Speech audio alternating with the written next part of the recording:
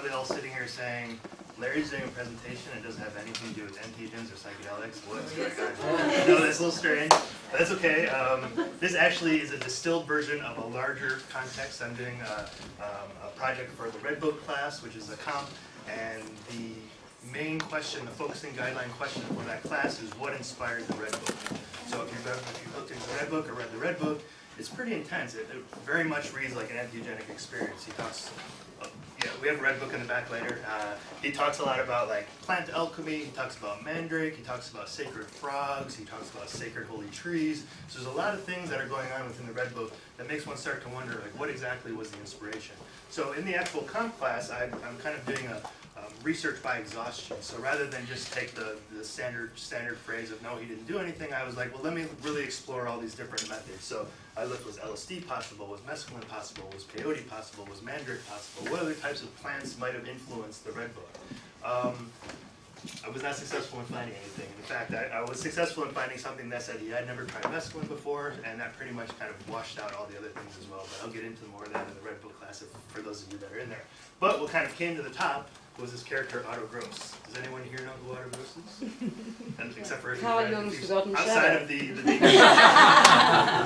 So this character, exactly, he's kind of been forgotten in the annals of psychoanalytic theory. No one really talks about him too much. So as I was exploring more and more, it kind of gave me a really interesting context, not just what was happening in Jung's life in the Red Book personally, but who was his community, who was he hanging around with, what types of influences may have been coming into his field.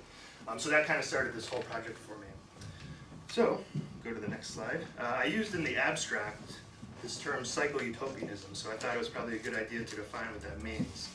So this is actually a really excellent book that's called Alchemists of Human Nature by Pitkinen, written in 2007. And he refers to, he talks about psycho-utopianism. He says, this refers to a form of social dreaming in which the attainment of an ideal state of consciousness requires the employment of psychological insights and methods that are effective in transforming the personality and thereby the whole of society or culture. It's interesting because as I started to connect dots and everything, I started to think about Gandhi's sort of term, right? Be the change you wish to see in the world, right? It turned out that he was actually influenced by a lot of these same people, and they're sort of working in the same circles, so that was also interesting. The basic assumptions of psycho-utopianism: their belief in social change and the cultural significance of inner transformation. There's a belief in the interconnection between the structure of personality and the structure of society, and also that individual psychopathologies reflect the pathogenic aspects of Western society. So us having illnesses or diseases or mental problems are really just a reflection of what's out there in the world. So, well, this is supposed to be up there. So one of the places that sort of housed these psycho-utopian ideas was a place called Mount Verità, or the Mountain of Truth. This is in the foothills of the Alps between Switzerland and Italy. Amazing place. Between 1900 and 1920, it was an international place for anarchism. Lots of great minds were there. It's the home of modern dance. The Aranis Conference was something that Jung was taking care of in 1930 plus. Also a place where I think Stan Groff and Richard Tarnas also taught there. The place itself was known for nature cure, sexual revolution, feminism, vegetarianism, nudism, influenced surrealism and Dadaism, and also had the only female lodge of the OTO. I think this would be a fascinating exploration from a terrace-like psychological inquiry, as Craig talks about, because it's very Dionysian and because like so many characters congregated there, from Jung and obviously Otto Gross, but also Hermann Hesse was there, Kafka was there. So it's a really amazing place for all these. I mean, could you imagine being in that community, us and all these people that just randomly talking to you? D.H. Lawrence was all there. So this is pretty interesting, and I would love to spend some time there, obviously because of all the other stuff. But for a terrace psychological inquiry, I think it'd be great. So the next question is, who was sort of both influential to Mount Verità and also influential to Carl Jung?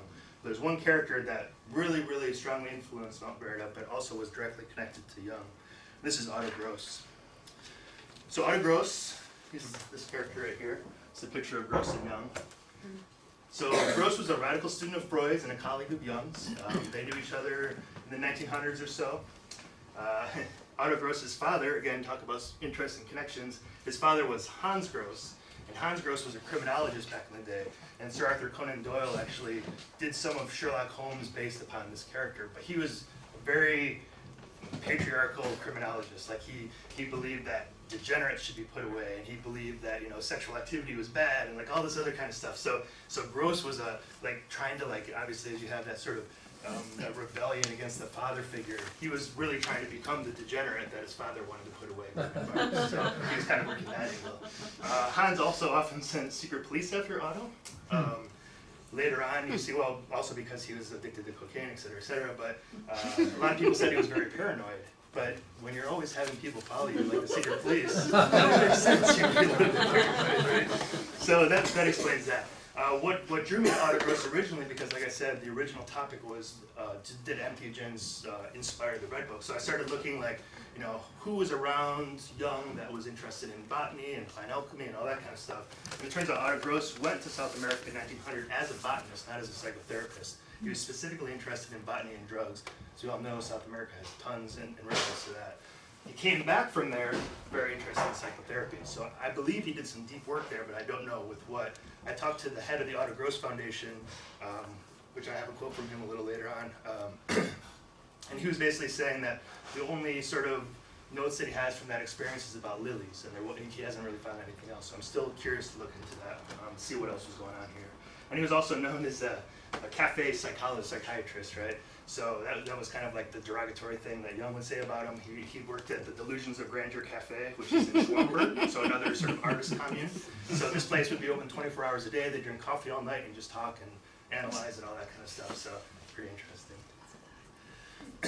And this is kind of like really the crux for me of what, when I look at these psychoanalysts, I see Freud, okay, that's one personality. I see Jung, that's another personality.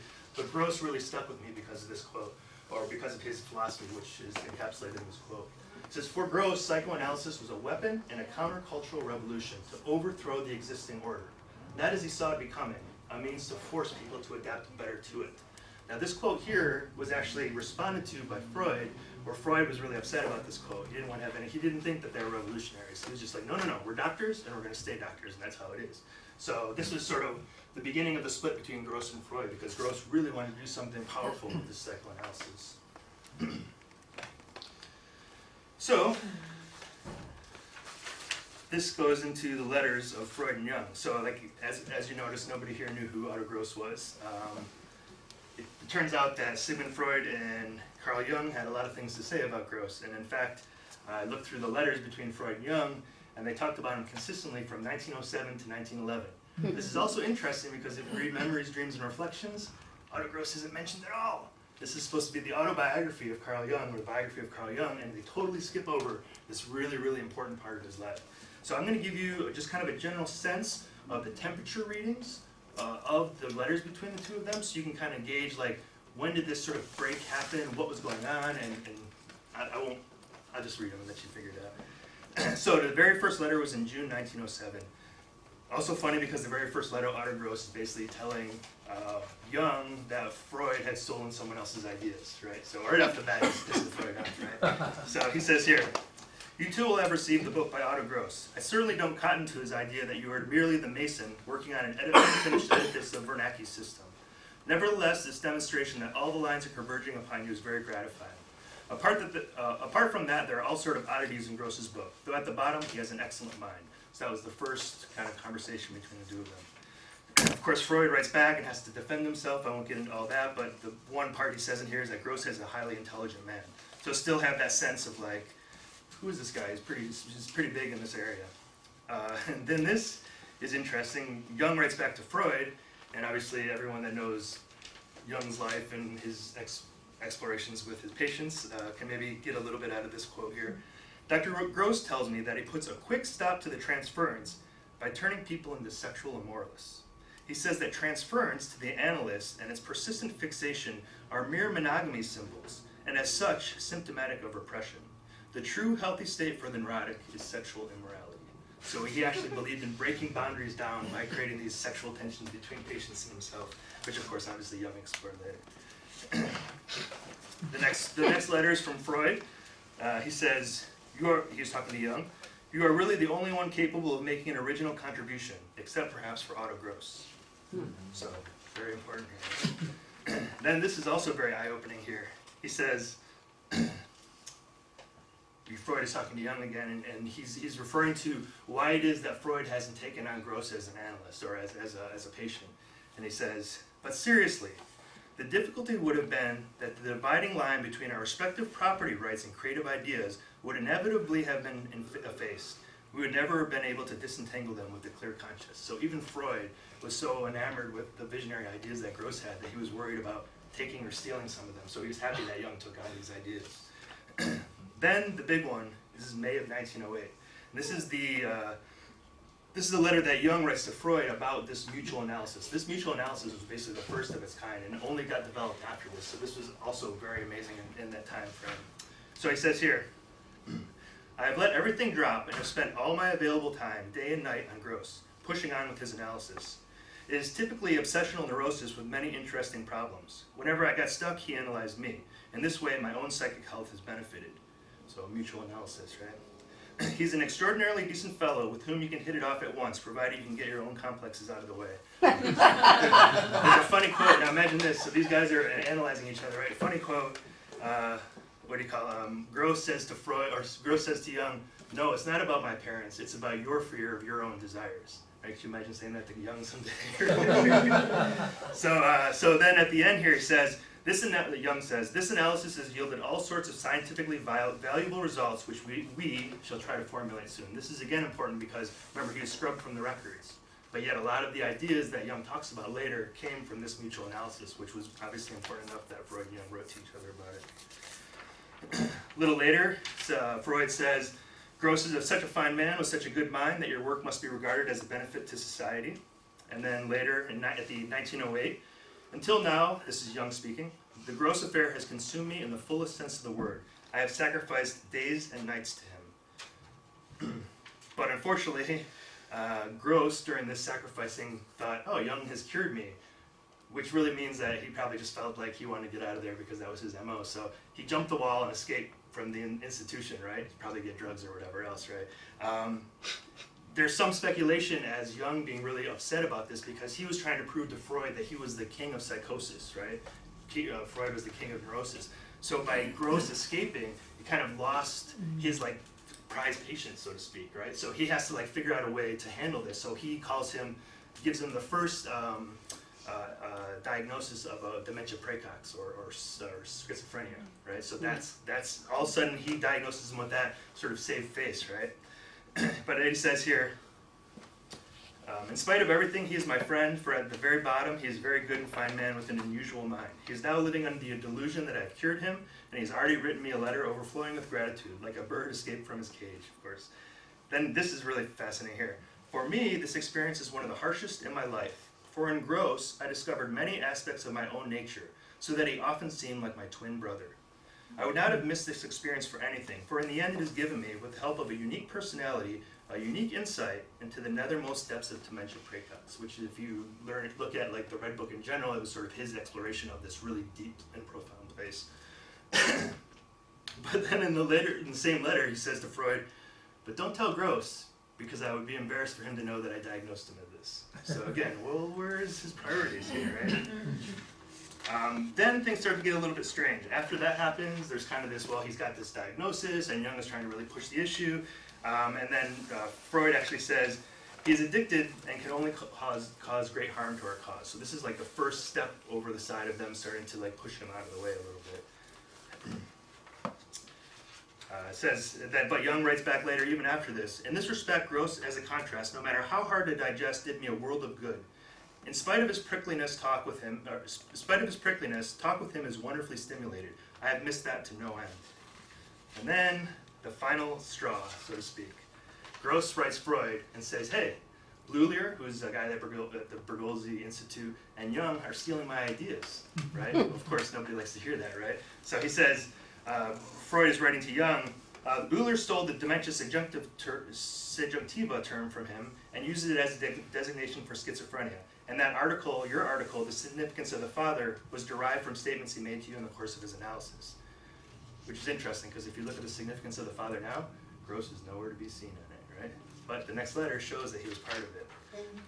This is Jung talking. Now, of course, Gross has called him out, so instead of calling Gross a highly intelligent man, Gross is a complete nut. They would be better employed on something productive instead of writing polemics. Infringement of priority is out of the question, since the passage in my paper mentioning Gross was the formula we agreed on.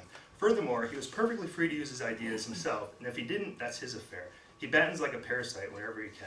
So all of a sudden, like, the dynamics have changed from him being intelligent, like, really this great person they want to be around, to, oh shit, he's saying that we're stealing his ideas, let's push him out of the way.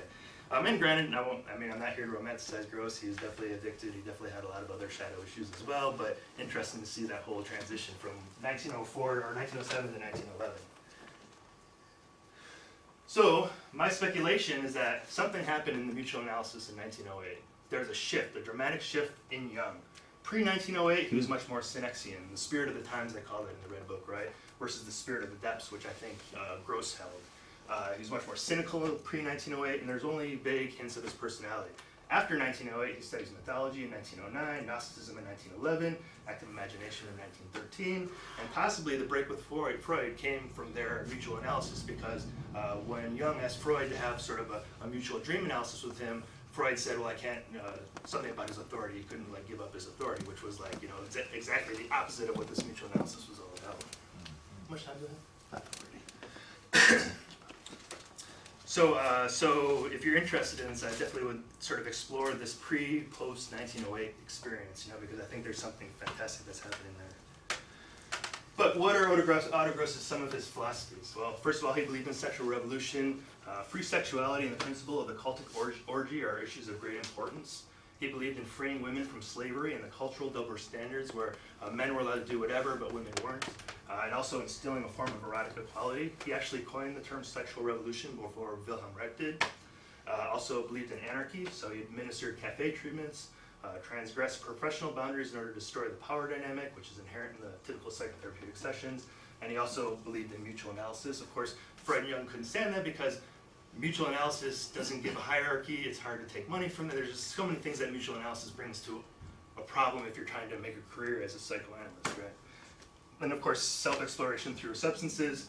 Some people likened him to proto-Wilhelm Reich and a Timothy Leary all rolled into one. So again, there's that little eugenic spin there. So what do we know for sure?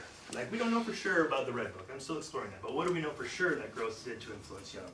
Well, both of the affairs that Jung had were inspired by by Otto Gross. Both the Sabrina, there's a letter between him and Sabrina, and also some other people that were saying, like, I just talked to Gross and I really want to explore this and da-da-da-da. So that's really important. Significance of the Father and Destiny of the Child, as we heard in the letters, were actually co-authored by them, but Gross was totally scrubbed from the records. Introversion and extroversion, believe it or not, this cerebral secondary function was published in 1902 by Otto Gross, and that was where he first talked about introversion and extroversion under different names, but then Carl Jung took that and kind of ran with it. As I was mentioning earlier, the break with Freud.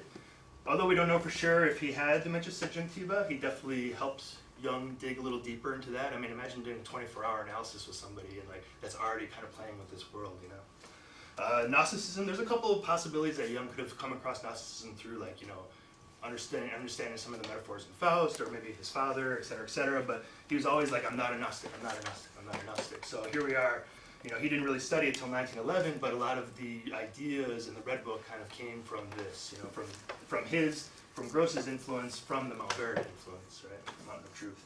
And then of course, just the self-exploration or the process of the Red Book. So, this is really interesting. This is more speculation than coincidences, but kind of fun. I guess I should do a big essay. So when you look at the timelines and you map out the timelines, it's kind of fascinating because, remember, Jung diagnosed Otto Gross as schizophrenic. Well, his father used that against him to arrest him, right? So it was all kind of in the works around the time that Jung was having his first visions in October 1913, right? Otto Gross was arrested in late November 1913. 2 weeks after his arrest, Carl Jung started his first active imagination. 1920, Otto Gross dies.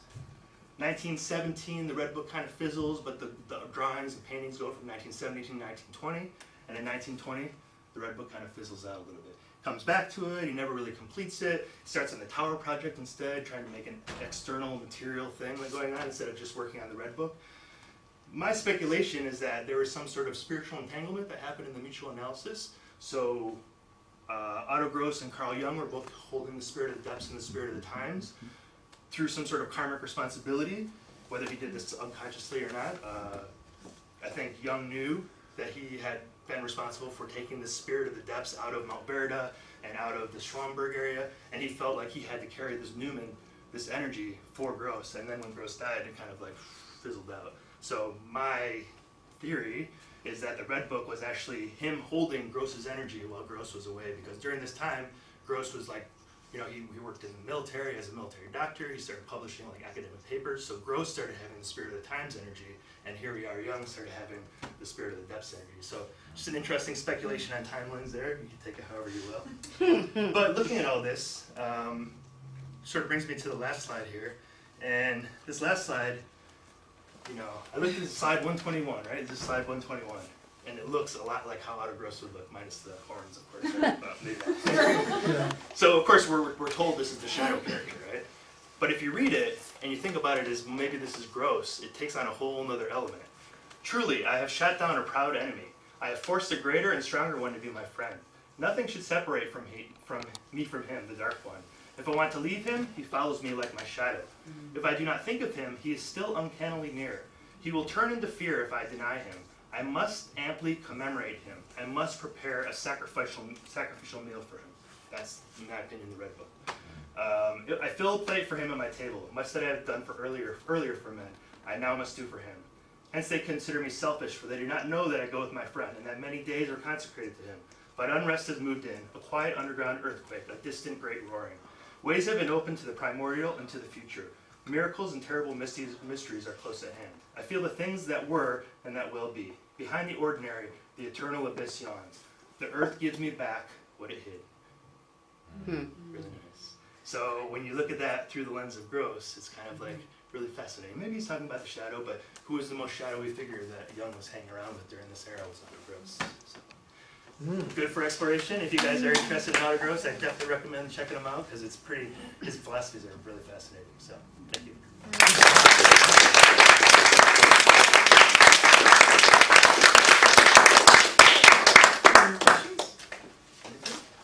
Talk about Sherlock Holmes. What's that? Sherlock Holmes. Yeah, well, actually, it's funny because Sherlock Holmes also played the violin and did a lot of coke, right? So maybe it was a mixture of both Otto and Hans that Conan But Doyle was. it feels like you're Sherlock Holmes too. Just This kind of was- like unpacking all of these. This was a relationships. fascinating mystery because I didn't know who Otto Gross was. You know, I'd seen the Dangerous Method, but I didn't connect the two until afterwards. And I started figuring out, like, looking, kind of following that trail and being like, who is this guy and like what is he connected with? And then it like opened up this whole area of who was that community around, that Kafka and Hesse and all these other D.H. Lawrence were all connected, and Gandhi was connected, and it was absolutely like a mystery and exploration, which I think is the best type of research. You know, You're like, I don't know what's gonna find next. Yeah, You exactly. did a great job. Anybody else? Say anything more about Otto Gross seeing psychoanalysis as a tool for cultural revolution? Yeah, that is actually, I mean, that's really fascinating work. I mean, like his whole idea was that, you know, like we're not here to like make people feel better about the world. We're here to make people feel strong and individuate. So when they actually go and do that work, you know, they can change what's out there, not just be like okay with what's going on. And in the original abstract, I put the inner work as in like the Red Book, the inner work that really, you know, needs to come out. That's really what, you know, the psychology of the revolution is all about, you know, psychology of the unconscious. Unfortunately, a lot of Otto Gross's work is in German, and I really, really love to read the case notes. I suppose that supposedly there's a little bit of case study notes between that analysis and that mutual analysis, which would be fascinating to unpack. Does anyone read German here? No? Okay, I was going to become good. So that would be really fun. I mean, yeah, there's actually a couple really good books I can let you know about a little later on that talks more about that as well. So, but I think that's, yeah, I mean, I totally dig on that. Like for me, it's like, this is the one psychoanalyst that really sinks in for me, you know. So, yeah. How did you, I don't know, in your studies, how did you come across the intuitive thread that linked you to, you know, the coincidences and then this image, and then kind of like, you're really probing into human psyche in a way see how this relational, this mutual analysis really impacted Jung in a way, and how Jung must have held some sense of responsibility or some sense of guilt or deep energy in terms of Gross leaving, and then him saying he's a parasite, he's a sick man, and even in his all later you- writings, totally disavows him even doing anything or even yeah, knowing anything. a big schism in Jung. Right. So then it's interesting how you. So just curious about Yeah, how yeah. you came to that. So I came to it the wrong way. I mean, I came to it through looking really hard and really wanting to show that there was some sort of entheogenic experience that did that. So I was like, well, how is this possible? And I found out that Jung went to Mount Verità. So I went as far as looking up all the plants that are at Mount Verità, see if any of them were psychedelic. Turns out that there was an acacia plant there and Norway trees. Norway trees are what underneath that was what Amanita muscaria grow. And the acacia, I was like, that's DMT. And then I read that it was such a low DMT compound that it wouldn't even, you couldn't do anything with it anyway. So I was like, damn. But then I found out about Otto Gross, and then I saw that he went to South America. So I was like, maybe there's a connection there.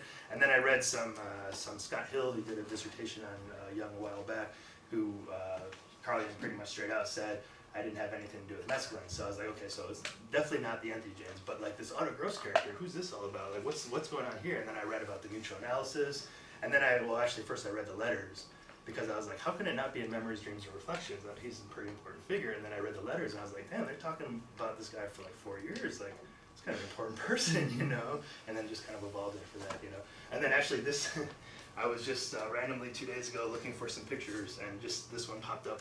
You know how it's coincidences, Google Images, this one came up, I'm like, damn, that looks a lot like Otto Gross, and then I read the thing that goes with the picture, and I was like, damn, if I didn't know any different, if I didn't think that was the shadow, I would say this is his character, So yeah, it was a really interesting route of not really knowing where I was going, and trying to prove one thing, and not finding it, and then finding something else that was just as interesting, a character that's been lost, pretty much, so.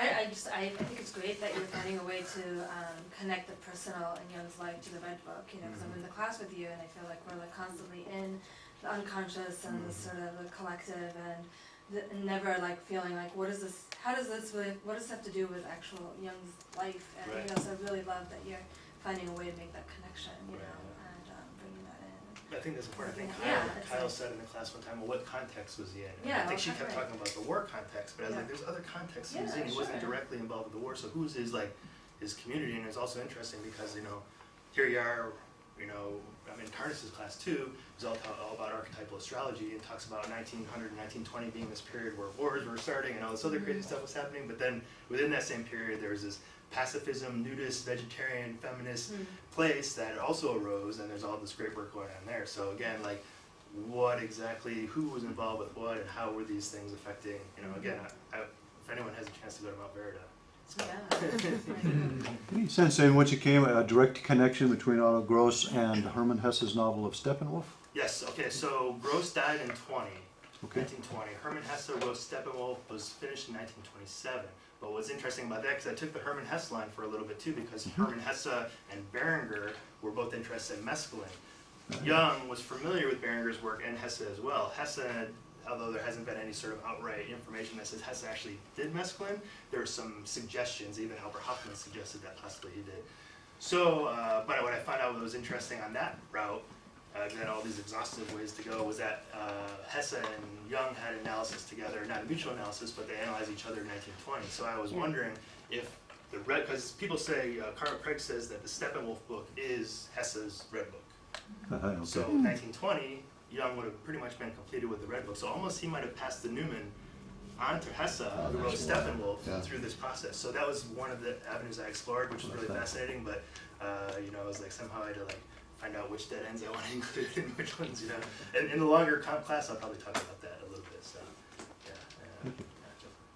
Yes. Say a little bit more about Spirit of the Depths. I Yeah. haven't seen that phrase yet. Maybe you all. Yeah, maybe so, you're defining that. So in the Red Book, I talk about the spirit of the times and the spirit of the depths. And the spirit of the times is a very easy way to say it. Your 9-to-5 job, you're doing what you need to do, you're reading the paper every day, you're just living your kind of regular life, you're in the time period, right? Spirit of the depths is someone that maybe they're not able to do all those things, but they're really into their deep process. You know, they're really into all the mystical side of things and sort of the more, or the less mainstream kind of concepts, you know.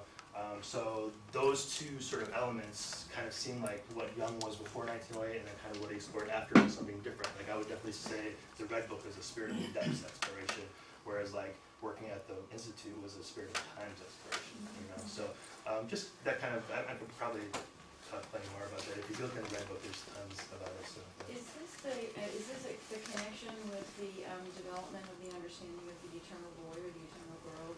Because you put in parentheses. Where, right? Yeah. So so Jung and Freud considered Gross to be queer, right? So because of that, they're also like putting themselves at an opposition. So that would mean that they're having this annexing energy, right? So yeah, there is definitely the eternal divine child within him. I just think it's interesting how you're focused looking for the plant medicines, and then you find a human being who is himself like a psychotropic.